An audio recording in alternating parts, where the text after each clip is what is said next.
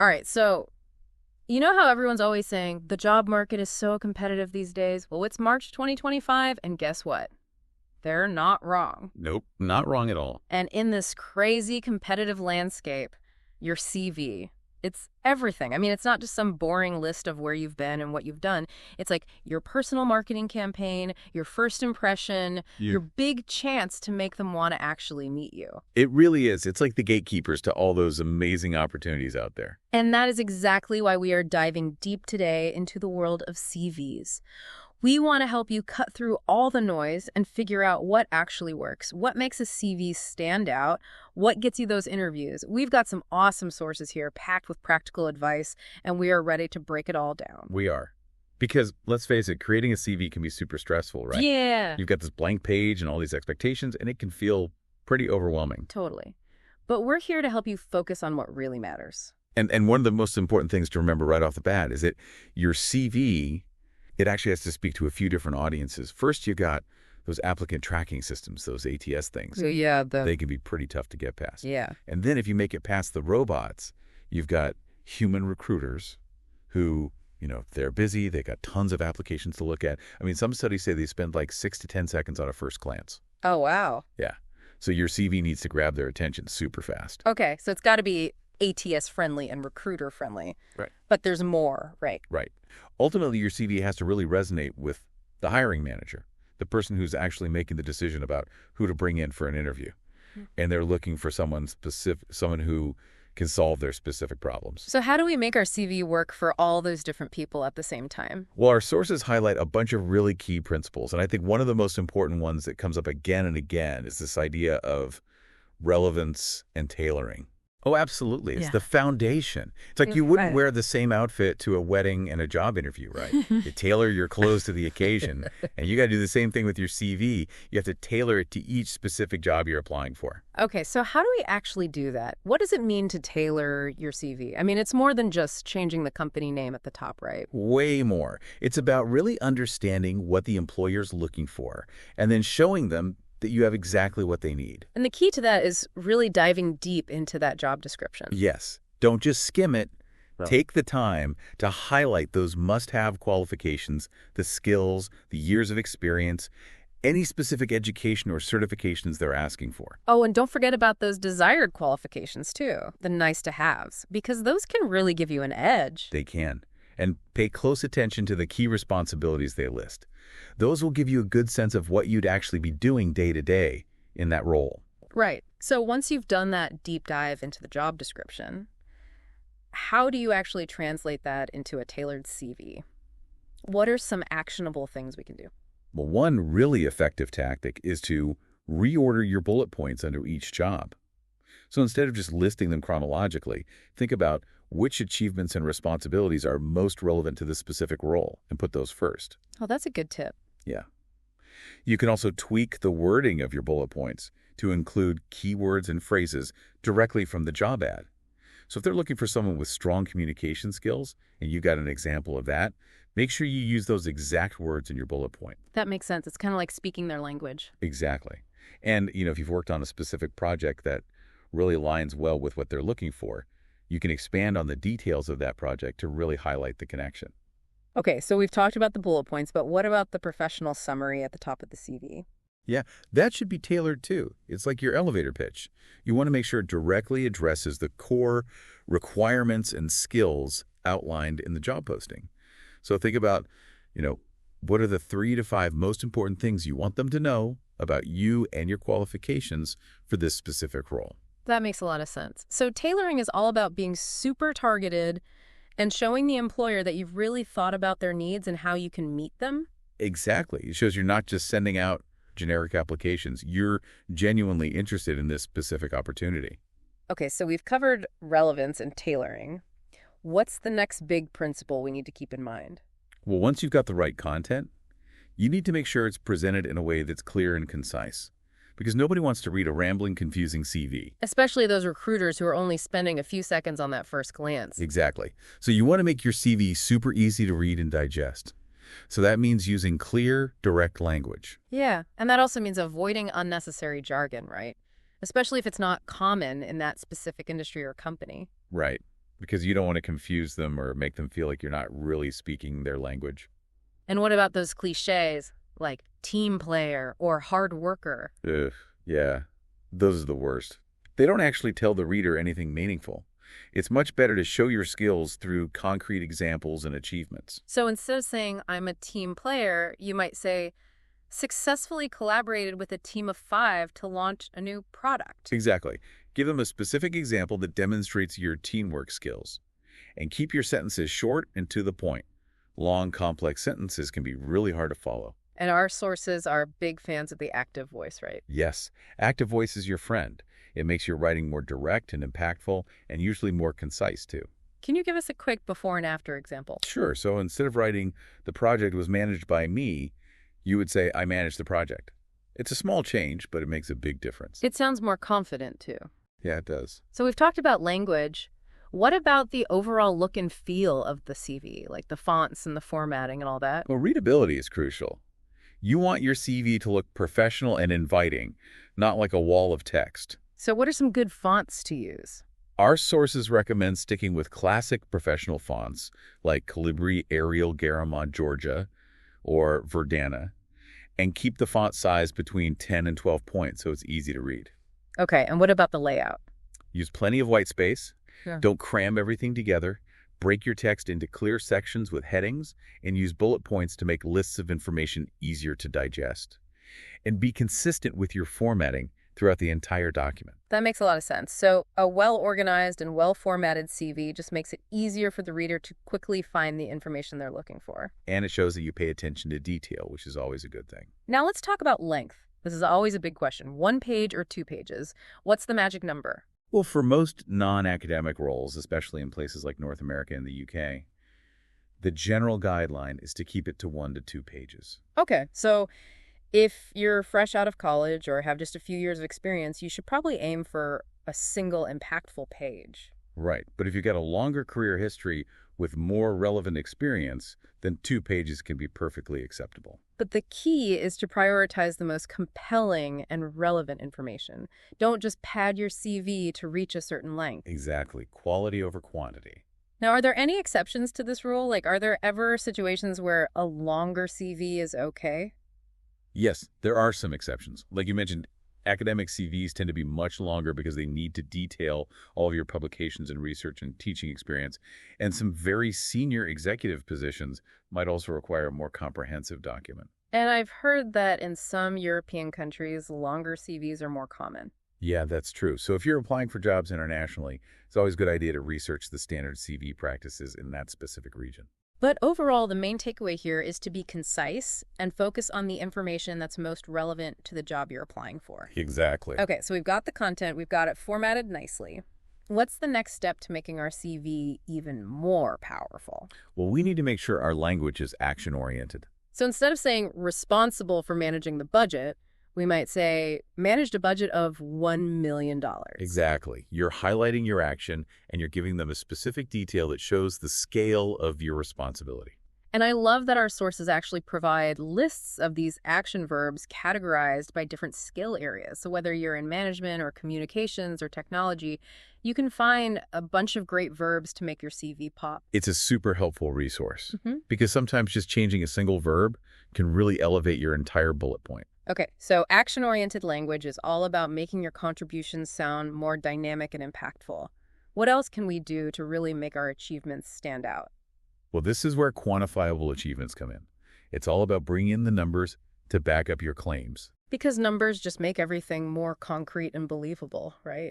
Exactly. Instead of just saying improved customer satisfaction, you might say increase customer satisfaction scores by 15%. And that immediately gives the reader a clearer understanding of your impact. And it shows them that you're focused on results. You're not just doing the work. You're actually making a difference. So what kind of things should we be thinking about quantifying? Anything you can measure, really. Did you increase revenue? Did you reduce costs? Did you manage a budget? Did you improve efficiency? Did you exceed your sales goals? Think about those tangible outcomes and then put a number to them. And I know sometimes it can be hard to remember exact figures, especially if it's been a while. Yeah. Our sources suggest looking back at old performance reviews, project reports, or any data you might have access to. And if you absolutely can't recall a precise number, it's okay to use a reasonable estimate. Just make sure you use qualifiers like approximately or more than. And even seemingly intangible achievements can often be quantified indirectly right. Definitely. So if you say you improved team morale, you might be able to point to a decrease in employee turnover or an increase in team productivity as a result. Or if you say you mentored junior team members, you could mention how many people you mentored or their subsequent promotions or achievements. Exactly. It's all about finding creative ways to showcase your impact, even when the results aren't immediately obvious. Okay, so we've covered a lot of ground here. We've talked about tailoring, clarity, action-oriented language, quantifiable achievements. Now let's move on to the actual structure of the CV, starting with professional formatting. Because remember, first impressions matter. Your CV needs to look good. It needs to be easy to read and navigate. And there are a few different formats to choose from, right? Right. The most common and usually the preferred format is reverse chronological. This one's pretty straightforward. You list your work experience starting with your most recent role and then go back in time. And this format is good because it clearly shows your career progression. Exactly. Then there's the combination format. This one starts with a summary of your key skills and then presents your work history chronologically. So this format might be a good option for people who are changing careers or who have a lot of transferable skills. It can be, but I would use it judiciously. Most recruiters are just more familiar with that reverse chronological approach. And then there's the functional format. This one focuses heavily on skills and kind of downplays your work history. Right. And this format is generally not recommended. It can make it harder for recruiters to assess your actual experience. They want to see where you've worked and what you've accomplished. Okay, so once you've chosen your format, what are some key layout elements to keep in mind? Well, as we've talked about, make sure you're using standard margins, a clean professional font and a readable size, and plenty of white space. And don't forget about clear headings for each section and those bullet points for lists of information. Yes. Bullet points are your friend. They make your CV so much easier to scan and digest. And remember, consistency is key. You have the same font style and size for headings, the same spacing between bullet points, that kind of thing. It just makes everything look more polished and professional. It does. And if you're submitting your CV online, be mindful of those applicant tracking systems. They generally prefer simpler formatting, so avoid things like tables or multiple columns or fancy graphics. Okay, so we've got the content, we've got the format. What about the actual information that goes into each section of the CV? Yeah, let's break that down, starting with the most basic but still important section, contact information. Contact information. It seems simple enough, but are there any common mistakes people make here? You'd be surprised. The most important thing is to make sure your contact information is clear and accurate. So include your full name, your phone number with the country code if necessary, a professional-sounding email address, and your general location. So like city and state or city and country? Right. And, a lot of people ask about whether to include a photo. In most Western countries, it's actually best to leave it off unless they specifically request it. And what about things like date of birth, marital status, nationality? Yeah, those are generally not necessary either, and they can actually be problematic for ATS purposes. So keep it focused on your professional qualifications. Exactly. And make sure your contact information is prominently displayed at the top of your CV, not buried in a header or a footer where it might get missed. Okay, so contact information checked. What's next? Next up is the summary or objective statement. This is your chance to make a strong first impression and really grab the reader's attention. And there's a difference between a summary and an objective, right? Right. A professional summary is more common for experienced professionals. It's basically a concise overview of your key skills, years of experience, major achievements, and career focus, all tailored to the specific job you're applying for. So it's like a quick snapshot of who you are professionally and what you bring to the table. Exactly. And it should answer those questions. Who are you professionally? What value do you bring? An objective statement, on the other hand, is more common for entry-level applicants or people who are making a career change. It clearly states your immediate career goal and the type of position or company you're seeking. So it's more focused on what you're hoping to achieve in the future. Right. But even for entry-level candidates, I would often recommend a strong professional summary. Just focus on those transferable skills and career aspirations that are relevant to the role. And regardless of whether you choose a summary or an objective, it's got to be tailored to each job you're applying for. Absolutely. Use keywords from the job description, highlight your most relevant skills, and make sure it aligns with the company's values and mission. Okay, so we've got our contact information, we've got our summary or objective. Now we get to the heart of the CV, the work experience section. This is where you really get to showcase your skills and accomplishments, so you want to make sure it's clear, concise, and compelling. And the standard way to present this is in reverse chronological order, right? Right. Starting with your most recent job and working your way back. For each position, list your accurate job title, the name of the company, the location and the dates of your employment using month and year. Okay, and then under each job, you'll have those all-important bullet points. Yes. Aim for 3 to 6 bullet points for each role, starting each one with a strong action verb and focusing on your accomplishments and quantifiable results. And remember, those bullet points should be tailored to highlight the experience and skills that are most relevant to the job you're applying for. So if they're looking for someone with strong leadership skills, make sure you include bullet points that demonstrate your leadership experience. Exactly. And if you were promoted within the same company, make sure you show that progression clearly by listing each role you held with its specific dates and accomplishments. What about contract or short-term roles? How should those be handled? You can group similar ones together or list them individually if they were significant and relevant. Just be sure to indicate that they were contract positions. Okay, so work experience is all about showcasing your accomplishments in a way that's clear, concise, and targeted. What about the education section? The education section follows a similar structure. Reverse chronological order with your most recent degree listed first. Include the full name of the degree your major, any specializations, the name and location of the institution, and your graduation date. And what about things like GPA or relevant coursework? You can include those if they're strong and relevant, especially if you're a recent graduate, your GPA might be a factor. Okay, now let's talk about the skills section. This seems like a really important one for getting past those ATS systems. It is. The skills section is your chance to showcase your core competencies and make sure your CV gets picked up by those keyword searches. So how should we organize this section? Break your skills into logical categories like technical skills, software, languages, certifications. Be specific when lifting software or tools. For languages, if you can use a recognized proficiency framework like the CEFR to indicate your level. And what about soft skills? Should those be included in the skills section? You could include a few, but it's generally more impactful to demonstrate your soft skills through your work experience bullet points. So instead of just saying, I'm a good communicator, show them how you've used your communication skills to achieve specific results. Okay, so we've covered the main sections of the CV: contact information, summary or objective, work experience, education, skills.